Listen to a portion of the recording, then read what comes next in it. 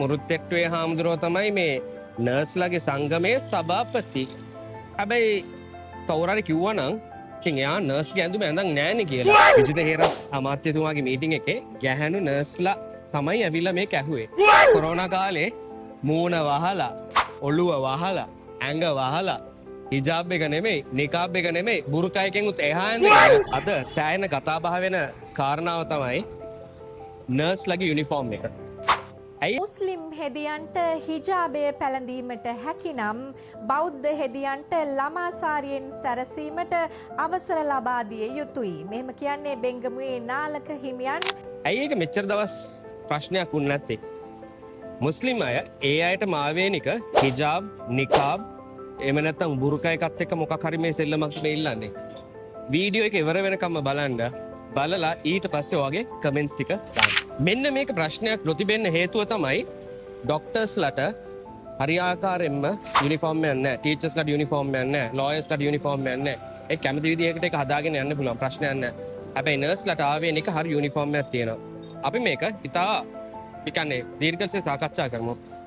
International standard එකට අනුව සාමාන්‍යයෙන් කැනඩාවල, ඇමරිකාවේ, එංගලන්තේ යුනිෆෝම් එකක් ඇඳගෙන නර්ස් කෙනෙක්ට කරන්න පුළුවන් දේවල්, එයාගේ යුනිෆෝම් එකට ආවේනික දේවල් ඒගොල්ලන් ක්‍රියාත්මක කරලා තියෙනවා. So these are some examples like that.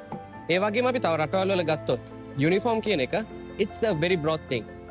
අපි ඉගෙන බලමු. හැබැයි යුනිෆෝම්ස් ගැන කතා කරද්දි දැන් ශ්‍රී ලංකා ක්‍රිකට් ටීම් එකට ඒ යුනිෆෝම් එකේ එක්ස්ටෙන්ෂන් එකක් තියෙනවා short sleeve, long sleeve. අපි හිතමු ගොඩාක් වෙලාවට පාසල් යන ළමයින් ඉන්නවා නම් ඒගොල්ලන්ට නුවරඑළිය පැත්තේ ජර්සි එකත් එක්ක ජර්සි එක නැතුව ඒ වගේ ඒගොල්ලන්ට යුනිෆෝම් එක ඇඳ ගන්න පුළුවන් නේ.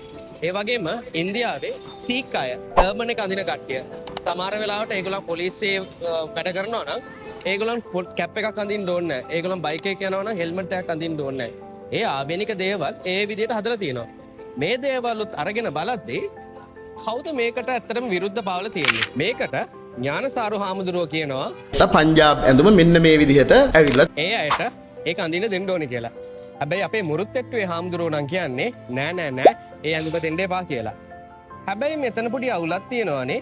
මුරුත්තෙට්ටුවේ හාමුදුරුවෝ තමයි මේ නර්ස්ලගේ සංගමයේ සභාපති. හැබැයි කවුරුහරි කිව්වනම් ඉතින් එයා නර්ස්ගේ ඇඳුම ඇඳන් නෑනේ කියලා. ඉතින් හාමුදුරුවෝ ඇඳන් ඉන්නේ යාට ආවේනික ඇඳුමනේ. ඉතින් ඒක තමයි අපි යුනිෆෝම් එකක් හැටියටත් මෙතන කතා වෙන්නේ. රයිට්? ඒ වගේම අද තව හාමුදුරු නමක් කියනවා ළමා සාරිය අඳින්නත් ලබා දෙන්න ඕනේ කියලා නර්ස්ලට. මෙතනදී ප්‍රශ්න දෙකක් තියෙනවා.